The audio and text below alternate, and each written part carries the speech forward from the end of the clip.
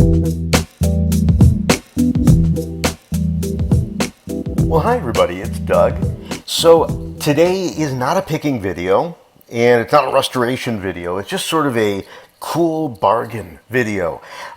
Shopping around on Facebook Marketplace, I managed to find this lock and it was advertised as doesn't open, which you're going to find a lot when you're looking around, at least on Facebook Marketplace, that people do not understand the concept of a push lock. So she had the key with it, but she thought it was broken and would not open.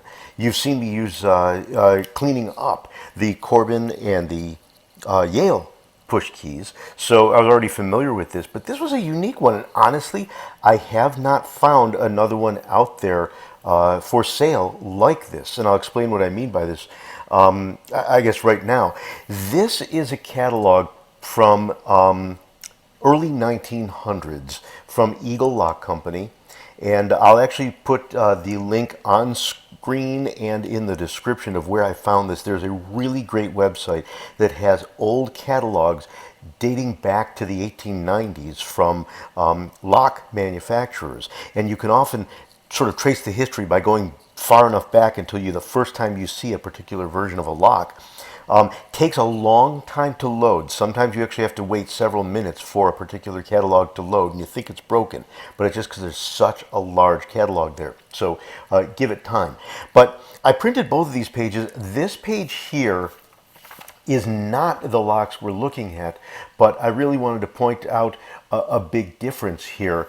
This is actually the lock that I have here, and the way that I can mostly tell is by the keyway, which you can't quite see, but notice it's a flat key, no holes in it, and it does not have, or it has the logo, which you will see here. I actually had to scrub a little rust off to see the Eagle logo on there.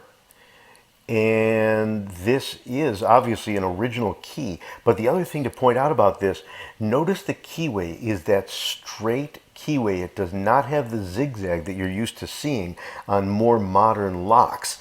And so obviously the more complex keys are the ones that have the ridges in them to fit into the keyway properly. And you can see the opening, the keyhole, the keyway on that lock has that zigzag, to use the less technical term, but this one is a straight keyway, which you could just barely make out in these images. And again, said it didn't work, but they didn't know.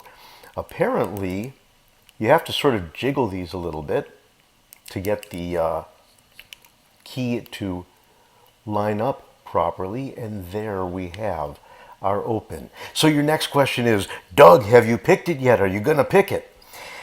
I've been trying. I've been trying for a long time, and these pins are really tough to pick. Guessing that they're sort of that, like what I'd seen in the Yale, where it almost looked like a screw, like a fine screw. So it's a very, very ridgy one, and of course, you know, it's less properly refined holes. But there you go. The other interesting thing is I was able to shim the Yales, but this one has that protective piece up here, which I think you could still fit a shim in there, but I'd have to trim it down to get it in there. So either way, there we go. You can get a little look at the front pin in there.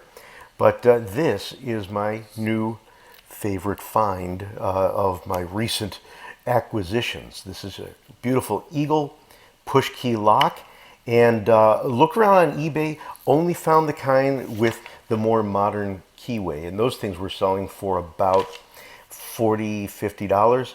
I got this one for 10 bucks. Again, know the value of what you're selling, I guess.